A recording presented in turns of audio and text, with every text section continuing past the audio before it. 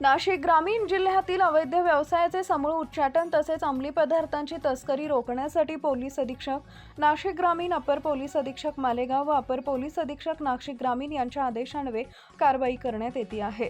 त्यानुसार दिनांक 14/7/2026 रोजी पिंपळगाव पोलीस ठाण्याचे पोलीस निरीक्षक यांना मिळालेल्या गुप्त बातमीनुसार नाशिक बाजूकडून मालेगावच्या दिशेने एका पिकअप गाडीमध्ये काही संशयित इसम गांजा या अंमली पदार्थांची तस्करी करत असल्याची खात्रीशीर बातमी मिळाली होती। त्यावरून पिंपळगाव पोलीस ठाणेकडील पथकाने पिंपळगाव टोल नाक्यावर सापळा रचून खून पिकअप गाडी क्रमांक MH06BG1776 या वाहनावर छापा टाकला।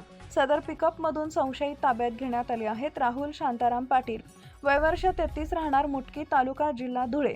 संशयितास विश्वासात घेऊन त्याच्या कब्जातील पिकअप गाडीची पंचासमक्ष झडती घेतली असता सदर गाडीमध्ये 535 किलो वजनाचा गांजा हा अंमली पदार्थ मिळून आला।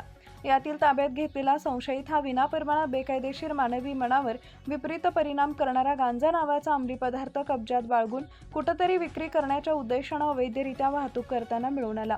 त्याच्या विरुद्ध पिंपळगाव पोलीस स्टेशनला गुन्हा रजिस्टर नंबर 201/2026 NDPS कायदा कलम 8(क)20(ब) I(2) प्रमाणे गुन्हा दाखल करण्यात आला आहे। यातील आरोपीतास वरील गुन्ह्यात अटक करण्यात आली असून त्याच्या कब्जातून 535 किलो वजनाचा गांजा अंमली पदार्थ, गुन्ह्यात वापरलेली पिकअप गाडी क्रमांक MH06BG1776, मोबाईल फोन व रोख रक्कम असा एकूण 1,12,14,000 रुपये किमतीचा मुद्देमाल जप्त करण्यात आलाय। सदर प्रकरणी पुढील तपास पिंपळगाव पोलीस ठाणेकडील अधिकारी करत आहेत।